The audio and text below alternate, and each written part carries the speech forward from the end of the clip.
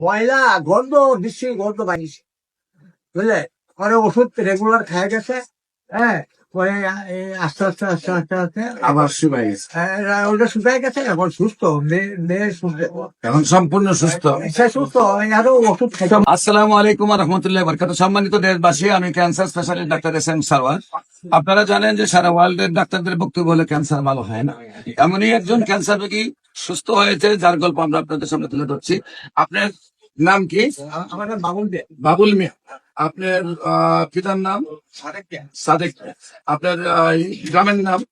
আমার বাড়ি ঈশ্বরগঞ্জ, ফায়ার সার্ভিসের সাথে আমার বাসা। মানে মূল যে জায়গাটা থাকেন, জায়গাটার নাম কি? ঈশ্বরগঞ্জ দত্তপাড়া। ঈশ্বরগঞ্জ দত্তপাড়া। পোস্ট অফিস দত্তপাড়া, ঈশ্বরগঞ্জ থানা ঈশ্বরগঞ্জ, জেলা?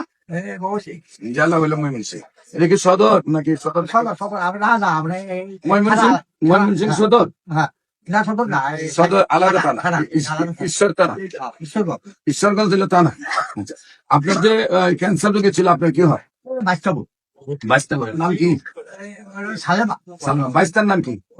মোহাম্মদ আব্দুল আজিজ। আব্দুল্লাহ আজিজ। আচ্ছা, রোগীর কি অবস্থা ছিল, কিভাবে সুস্থ হয়েছে? এই পেটের মধ্যে এই দাদি বুড়ির মধ্যে হয়ে গেছিল, ফুসুরি ফুসুরি হইয়া টিউমার হইয়া বলে গেছিল। বলছিল ডাক্তারে বসে অপারেশন করতে হবে। পরে আপনার এটা এই মোবাইলে দেখা, বুঝলে, আবার রাতি রাতি দেখা করে দেবে। পরে বাইক করলো, পরে পাঠাইলো জামাই, পরে আপনার এখান থেকে ওষুধ। এখন কি সুস্থ? পাকশাক করতে পারে, রান্না করে খায়। হ্যাঁ, কেউ বাচ্চারা বাঁচবে, বুঝলে, এরকম। কতদিন আগে আমার এখানে চিকিৎসা হয়েছে? আপনি এখানে বড় এই শেষ ডোজ নিচ্ছে এই গত সপ্তাহে। এক বছর হয়ে গেছে। না, 1 বছর হয়েছে না তো, এই 3-4 মাস খাইতে ভালো হয়ে গেছে। এদিক দিয়া ফুসুরি হইয়া গলে গেছে।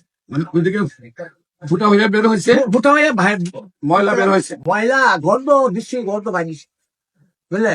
পরে ওষুধ রেগুলার খায় গেছে। হ্যাঁ, পরে আস্তে আস্তে আস্তে আস্তে আস্তে আবার শুকাই গেছে, ওটা শুকায় গেছে। এখন সুস্থ, মেয়ে সুস্থ, এখন সম্পূর্ণ সুস্থ। সে সুস্থ, আরো ওষুধ খাইতে। সম্মানিত দেশবাসী, বিশেষ করে একজন ক্যান্সার রোগী সুস্থ হলে এরকমই আপনারা ক্যান্সার গবেষক অধ্যক্ষ ডাক্তার এস.এম. সারওয়ার দেখলে প্রায় 5,500-এর ঊর্ধ্বে ক্যান্সার রোগীর সাক্ষাৎকার পাবেন, যারা সুন্দরভাবে সুস্থ হয়েছে। আপনাদের যে কোনো সময় আমাদের অফিস ভিজিট করার জন্য আমন্ত্রণ জানাচ্ছি।